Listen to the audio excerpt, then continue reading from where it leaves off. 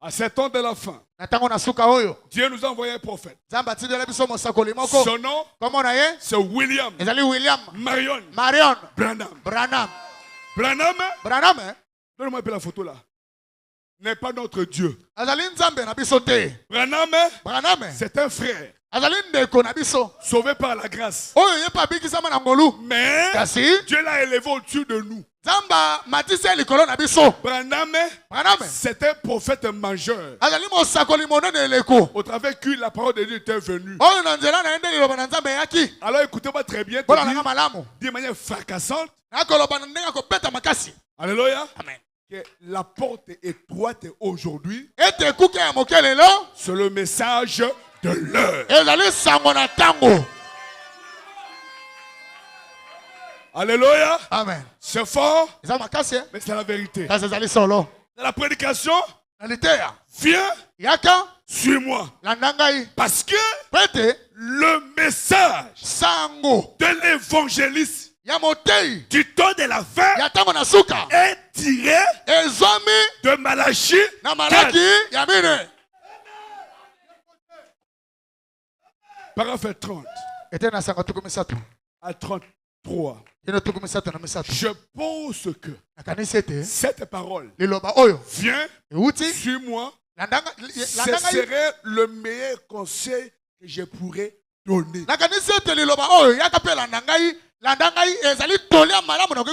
C'est un conseil. Alléluia. Amen. Mon sujet, viens, suis-moi, c'est un conseil. Pas Branham qui a fondé ça. C'est Jésus lui-même. Mais la première personne à qui il a dit ça, il a échoué.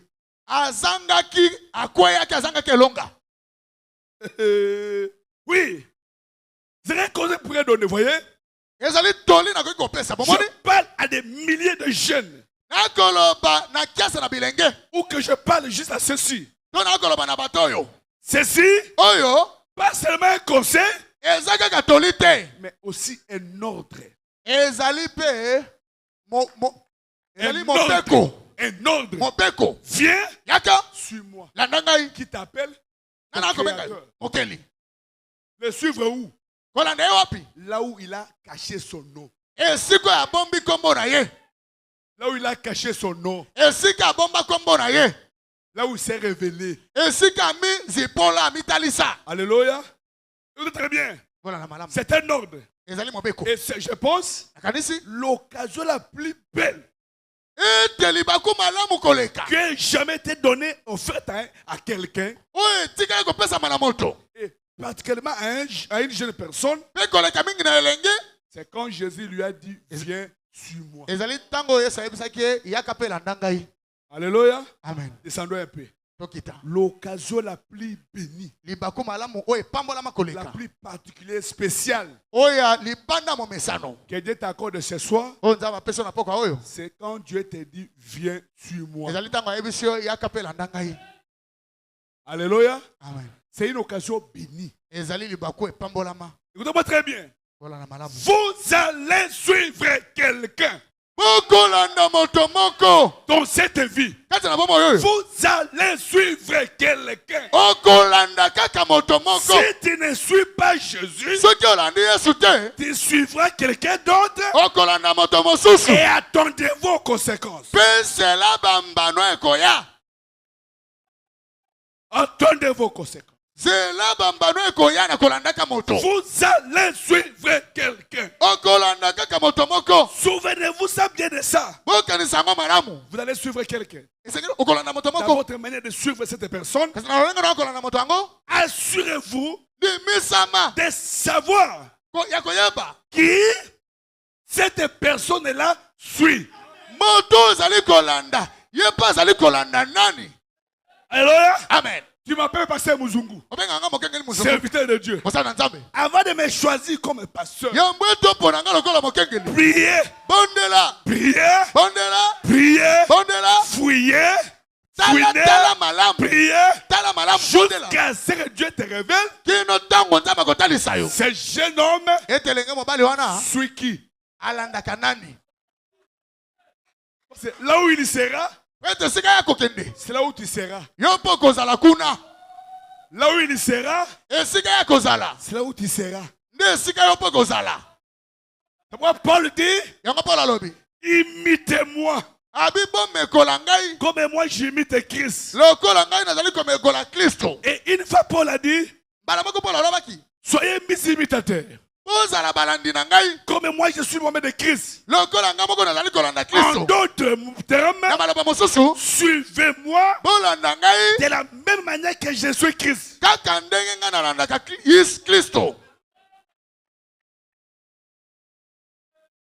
Le jeune homme, vous savez pourquoi il a refusé de suivre Jésus? Ce n'est pas qu'il n'aimait pas Jésus.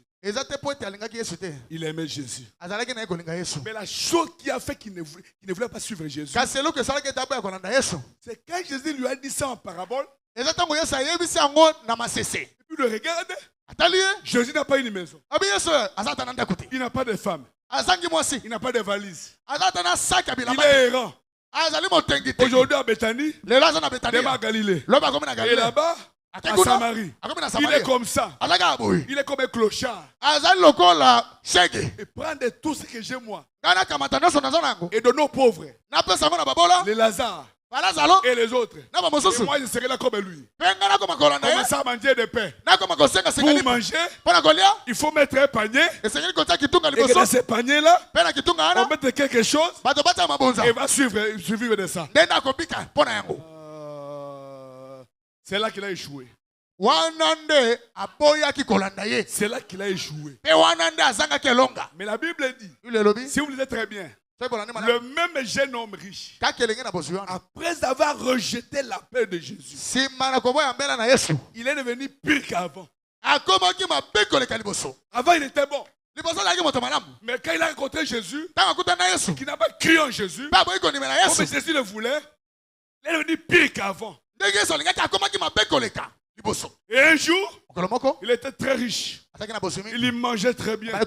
Il buvait très bien. Il ne manquait de rien. Et un homme pauvre, appelé Lazare, il était chrétien. Il est venu. Il ne pouvait pas lui demander pas à manger. Il ne voulait pas lui donner. Alors il était là-bas sous sa table pour s'attendre à prendre les miettes qui tombaient sur sa table et à manger. Et pourtant Lazare avait du sel partout. Pendant qu'il s'avançait pour manger, les chiens et les autres léchaient ses pieds. Il ne pouvait pas. Quelques jours après, Lazare était mort. La Bible dit, les anges l'ont pris, l'ont amené au ciel. Le lendemain, le jeune homme riche a piqué une crise cardiaque. Il est aussi mort. Il a laissé tout son argent, toutes les femmes, toute gloire. Alléluia. Amen. Maintenant, la Bible dit, on l'a enseveli. Attention, la Bible ici ne joue pas avec les mots. Lui-même, on l'a enseveli. Lazare, il a accueilli par les anges. Alléluia. Amen. Votre destinée éternelle est déterminée par ta décision maintenant. Et les anges l'ont accueilli. Il est allé au ciel. Et l'homme était là-bas. Il se retrouve en enfer. Les tourments, et il gisait là-bas. Il lève les yeux. Il va à Abraham. Il va aussi Lazare.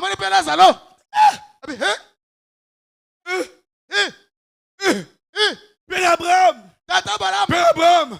Abraham dit oui mon fils. Vous êtes là-bas. Et moi je suis ici. Et pourtant je suis ta descendance. Le salut n'est pas un salut collectif. Ne dites pas que mon papa est pasteur, je suis sauvé. Faux. C'est une affaire individuelle.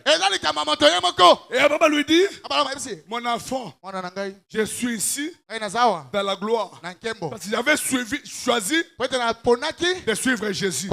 Mais tu es là-bas, tu as choisi de ne pas le suivre. Le père Abraham envoie un peu Lazare qu'il puisse un peu plonger son doigt dans l'eau pour venir me rafraîchir avec une goutte.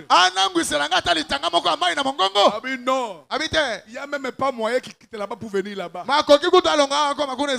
Lui, parce que comme Lazare était pauvre, il est pauvre partout. Non. Frère, tu peux être pauvre et pauvre même en Dieu. Tu peux être riche même en Dieu. La richesse n'est pas seulement l'argent. L'orgueil, c'est une richesse. La prostitution, c'est une richesse. L'incrédulité, c'est une richesse. Le mensonge, c'est une richesse. La têtitesse, c'est une richesse. L'amour de l'argent, c'est une richesse. Maintenant, abandonne cette richesse et viens et suis Jésus. Abandonne cette richesse. Abandonne cette richesse. Et viens, suis Jésus.